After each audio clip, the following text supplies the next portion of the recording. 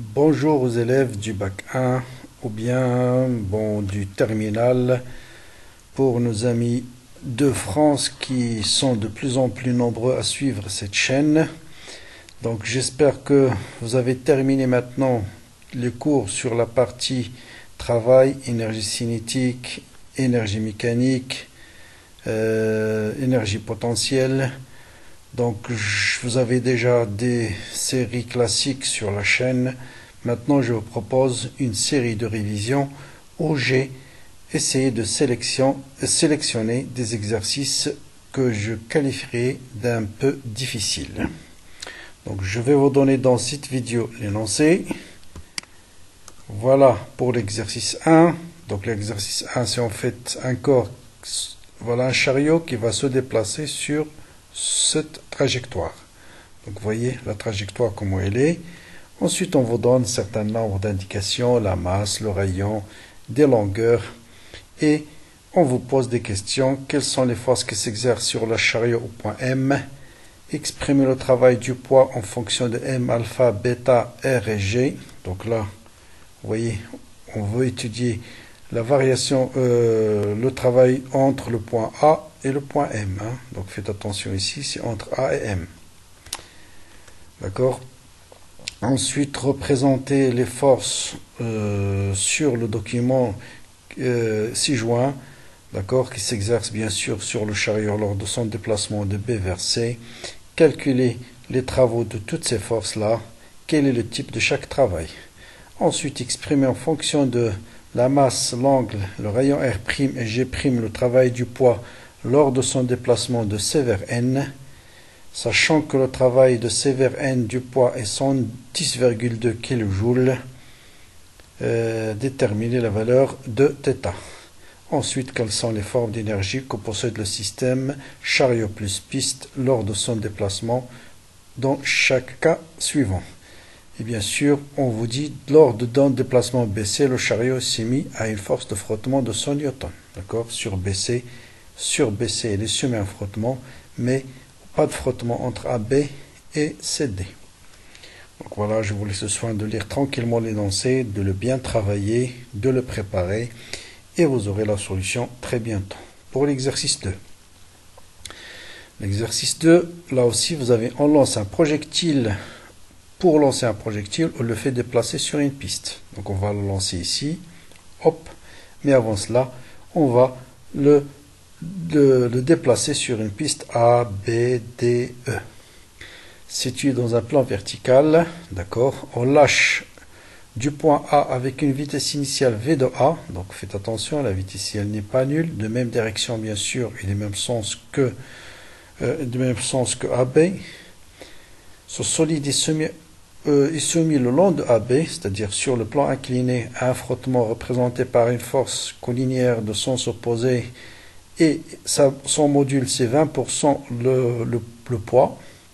Dans la partie circulaire de la trajectoire S n'est soumis à aucune force de frottement. Donc sur cette partie-là, il ne soumis à aucune force de frottement. Bien. La question, énoncer le théorème de la variation d'énergie cinétique. On considère un point quelconque N de la partie A, B, D, donc sur cette partie-là, de la piste. L'étude de la variation de l'énergie cinétique de ce point en fonction de la longueur du trajet est donnée par la courbe 6 juin. Voilà la courbe. On vous donne l'énergie cinétique suivant la position du solide entre B et D. Entre A et D plutôt. Entre A et D. D'accord? Ça c'est le point A et ça c'est le point D. Bien. Par application du théorème de la variation d'énergie cinétique et en exploitant la courbe, montrez que la masse est 0,1 kg et que sa vitesse initiale était de 5 mètres par seconde. Donc il faut utiliser la courbe, cette courbe-là. C'est-à-dire, qu'est-ce qu'on peut déduire à partir de cette courbe? Bien sûr, vous voyez l'énergie cinétique au point A, l'énergie cinétique au point B et l'énergie cinétique au point D. Bon, existe-t-il de frottement le long de BD? Justifiez votre réponse. On considère un point M quelconque de la partie circulaire, cette fois-ci, de la trajectoire repérée par l'angle θ, c'est-à-dire un point M ici. Voilà. Établir au point M l'expression du travail du poids et en déduire l'expression de la vitesse au point M. pour l'exercice 3. Donc là, tout à l'heure c'est un plan incliné, là c'est une partie circulaire. Donc vous voyez, on voit un peu de toutes les couleurs. On se propose d'étudier l'évolution d'un mobile M de masse 500 grammes au cours du parcours proposé ci-dessous. Voilà le parcours. Au départ, le mobile se trouve point A, il est lâché sans vitesse initiale cette fois-ci. Les frottements sur l'arc AB de rayon 80 cm sont considérés comme constants et leur valeur c'est 25% le poids. On va dans la valeur de θ. Représenter les forces qui s'exercent sur M sur le trajet AB. Calculer la vitesse du mobile au point B. Le mobile doit maintenant parcourir la longueur L égale à 10 cm du tremplin compris entre B et C. Donc cette longueur-là, 10 cm. Incliné d'un angle alpha par rapport à l'horizontale. On néglige les forces de frottement sur cette portion-là. Sur cette portion, bien sûr, sur la partie PC. Quelles sont les caractéristiques du vecteur vitesse du mobile au point C? Qu'est-ce qu'on entend par caractéristique? Le module, l'angle que fait avec l'axe des X par exemple. Autrement dit, il faut déterminer ses composantes V de X et V de Y. Mais avant cela, bien sûr, il faut déterminer le module. Donner l'expression de la vitesse en fonction de G, R, ρ, θ, alpha et L. Pour l'exercice 4, cette fois-ci, on va passer aux rotations. Donc vous avez un corps A de masse M est attaché à un fil inextensible enroulé autour d'une poulie de rayon petit r et de moment d'inertie J par rapport à l'axe de rotation. Le corps A est abandonné sans vitesse initiale d'un point B et se déplace le long de la ligne de plus grande pente d'un plan incliné faisant avec le plan horizontal un angle alpha. On donne la masse du corps A, l'angle alpha, G, moment d'inertie et le rayon de la poulie. Quelle est la vitesse du corps A quand il atteint le point C, c'est-à-dire il démarre du point B sans vitesse initiale et il va atteindre le point C. Déterminer la vitesse au point C dans les deux hypothèses suivantes. Frottement sans négliger, frottement qui agissent sur A sont équivalents à une force constante parallèle au déplacement d'intensité égale au dixième du poids. Quand le corps atteint le point C, on brûle le fil, c'est-à-dire il n'y a plus de contact avec la poulie.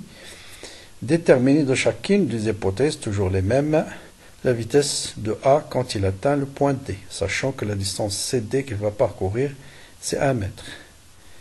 Voilà. Quelle distance le corps A parcourt-il alors sur le plan horizontal? On admettra que le changement de plan n'a aucun effet sur le module des vecteurs vitesse. Donc voilà pour cet exercice. Je vous donne une indication, c'est la suivante. Quand vous voulez appliquer le théorème de l'énergie cinétique, par exemple, entre B et C, le système étudié, ça sera tout ça. C'est-à-dire la poulie plus le corps A. Donc voilà, si vous avez bien compris le chapitre précédent, vous avez bien traité toutes les séries que j'ai proposées. Bon courage pour cette série de révision et le corriger bien sûr sera ce peu sur la chaîne. Donc allez, bon travail et à bientôt.